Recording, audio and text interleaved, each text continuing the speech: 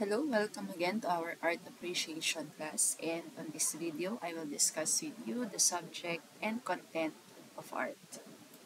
So the subject of art is the matter to be described or to be portrayed by the artist. The subject of art is varied. This may refer to any person, object, scene, or event. In general, the subject of an artwork is anything under the sun. So meaning, the subject pwede siyang make-believe, imaginary, or inimbento lang ng artist. For example, yung Cerberus, which is a three-headed dog, or si Jezebel, di ba? A popular mermaid character na ginawa for film or television. So, subjects can also be real events, gaya ng mga devastations brought about by super typhoons entering the Philippines or catastrophic tsunamis hitting many Asian countries. So there are two kinds of art as to subject. So one is representational or objective. This means that it depicts or the artwork depicts or represents objects that are commonly recognized by people. It uses form and are concerned with what is to be depicted in the artwork. They attempt to copy, even if in a subjective manner, something that is real. So may pinang gagalingan siyang totoo, di ba? They attempt to portray the subject as it is. The artist will try to be as objective as possible. Kaya nga siya representational or objective. So example is still life. It is an artwork of depicting mostly inanimate subject matter, typically commonplace objects, which may be either natural, gaya ng food, flowers, plants, rocks or shells, or man-made, like drinking glasses, books, vases, jewelry, coins, pipes, and so on, in an artificial setting. Another example of representational or objective as a subject of art is portrait. So it is a painting, photograph, figure, or any other art forms in which the face and its expression is predominant. The purpose may be to show the resemblance, personality, or disposition of the individual. Then another example of representational or objective art, yung inspired by nature like landscapes, seascapes, moonscapes, cityscapes. And then the last, we have the mythology and religion, dreams and fantasies. Yan. So the next kind is the opposite, which is the non-representational or non-objective. So these are arts without any reference to anything outside itself, without representation. Kaya nga non-representation. This kind of art is non-objective because it has no recognizable objects. It is abstract in the sense that it does not represent real objects in our world. It uses content and is concerned with how the work is depicted. The artist attempts only to show his ideas and feelings, not as objective as the realist or the representational artist. So opposite nga nung nauna natin binanggit kanina. So some contemporary painters have shifted their interest to the work of art as an object is itself, an exciting combination of shapes and colors that fulfills the aesthetic needs without having to represent images or tell a story. Many modern paintings have a purely visual appeal, so difficult that literal-oriented spectators cannot appreciate them. So, masasabi natin na yung mga abstract art are also non-representational or non-objective kasi nga yung artist lang yung nakakaintindi, di ba? Doon sa ginawa niyang artwork. So, doon sa mga literal na viewers, meaning literal na tumitingin doon sa artwork, maaaring hindi nila maintindihan ano ba yung ibig sabihin ng artist dun sa ginawa niya art na yon. So, traditional sculptures and paintings have subjects. When looking at a painting or a sculpture, one expects to recognize the subject, to know what it is about. A man, an animal, or a tree. So, ito naman dun nga sa representational or objective kung saan mas mabilis mong maiintindihan kung ano yung gustong iparating ng artist kasi nga meron siyang reference na totoo or real. We now go to the sources of the subject of art. So next to animals and people and their activities, nature as landscapes has been the most common subjects of the art. Then we have history. So all art is conditioned by the historical period in which it is created. Rulers like to have themselves and the great deeds of their time perpetuated consequently. Statues and paintings of the great are found in each civilization. So, para ma-immortalize, di ba, yung kanilang naging paghahari, halimbawa, or pamumuno during their period of time. Most of them were made or ginawan sila ng mga statue, di ba, yung mga sculpture, para nga ma-immortalize yung kanilang memory. Next, we have Greek and Roman mythology. It has been a very important source of subjects in the arts. These arts are so famous that they count as a definite part of our inheritance. During the Renaissance period, poets, painters, and sculptors drew largely from Greek and Roman sources for subjects. So, gaya nga ng binanggit, no, especially during the Renaissance period, maraming mga artists ang na-inspire sa mga Greek and Roman mythologies. Then we have religion played an enormous role in inspiring works of visual arts, music, architecture, and literature through ages. It was during the Renaissance that the European artisans became artists and conscious of their role in a way that had never been true before. So, mapapansin nyo rin sa mga artworks na ginawa halimbawa ni Leonardo da Vinci, di ba, medyo religious yung mga theme or subject ng kanyang mga artwork. Kasi nga, during those time, doon yung namulat ng mga tao sa kahalagahan ng religion. Okay? Then, from sacred oriental texts ng Hinduism, Buddhism, Taoism, Confucianism, Zoroastrianism, Jainism, and Islam. So, ito rin yung mga sources of the subject of art. We now go to the content of art. So, when we say the content of art, it is the meaning, message, and or feeling imparted by the work of art. This is not the same thing as the subject matter the work depicts.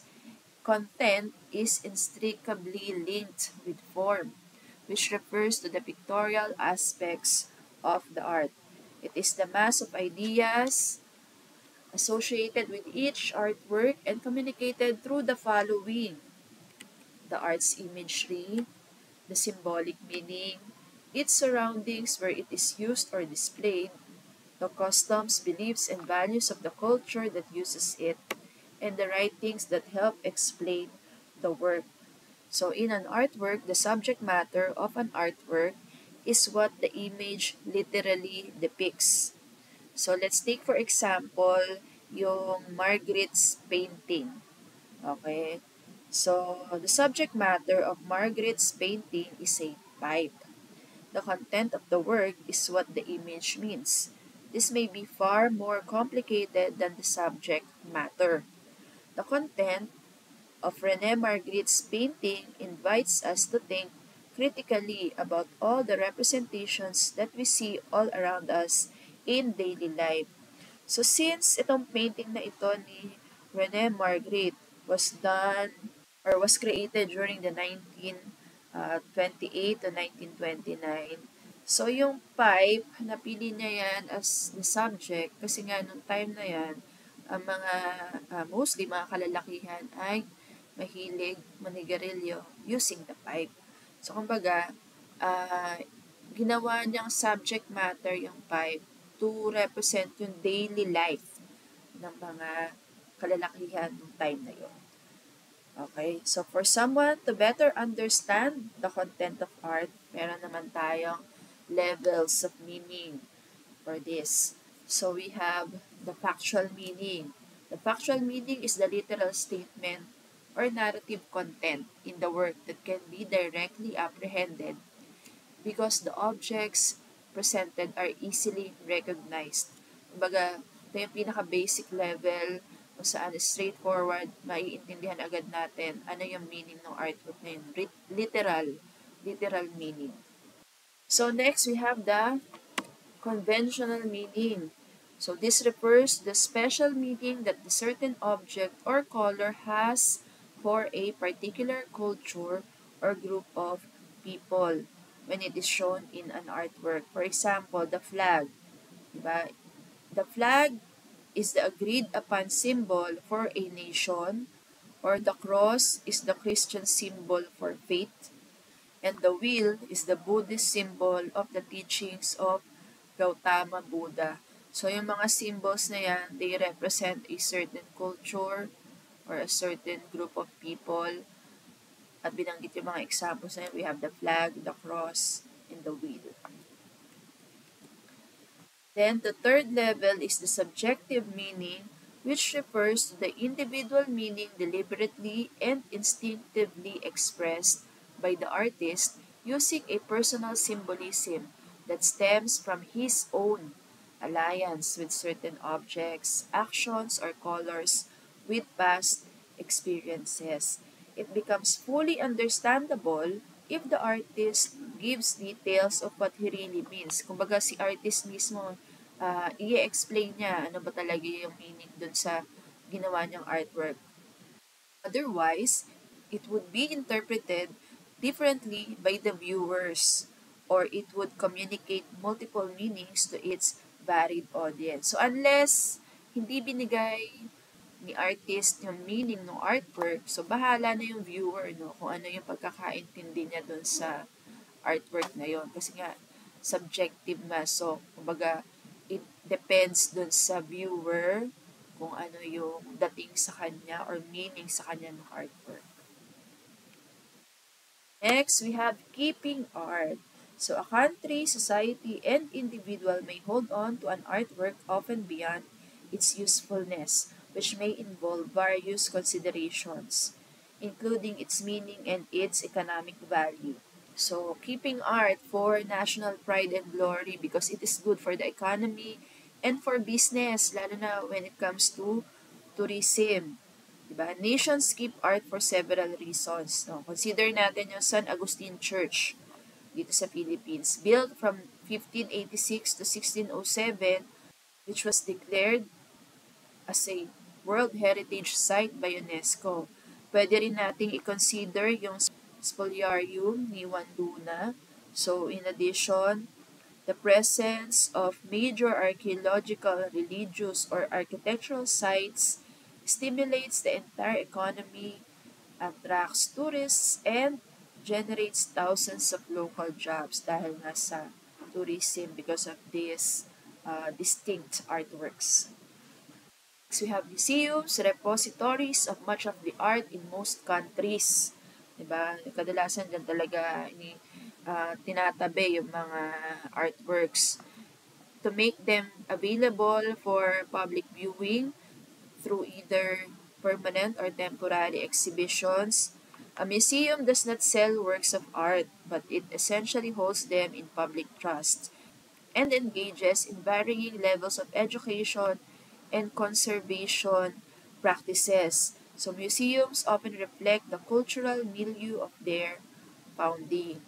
Then we have private collections which are older than museums because since the earliest times, rulers, nobles, and priests have collected art and kept it in palaces or temples for aesthetic, personal or ritual use, or display of power. So, yun yung mga private collections. So, next we have preservation and restoration, wherein enormous effort and financial resources are devoted to preserve valuable art because they are devoted to preserving art from the ravages of time, the environment, industrial byproducts, and even any other human being because nga of the art's value. Okay? So, these arts are considered national treasures, kaya naman lahat ng paraan para mapangalagaan ito ay ginagawa ng isang country. Okay? To recap, we have learned from this video the subject of art, which can be representational or objective, and non-representational or non-objective. The sources of the subject of art can come from nature, history, or inspired by the Greek and Roman mythology, religion, and other sacred Oriental texts. Content of art, through its levels of meaning, we have factual, conventional, and subjective. Then, keeping art, because it is our national pride and glory.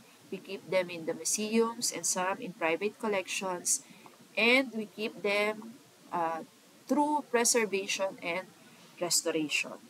So, my reference for this presentation is from this book by Panisan and Company. So, for your asynchronous recitation, answer this question. Can you identify one artwork that is a national pride and glory of the Philippines? Aside dun sa binanggit ko kanina, okay? So please type your response in the comments section of this video. Okay, so that's it for our art appreciation class. See you again on the next video.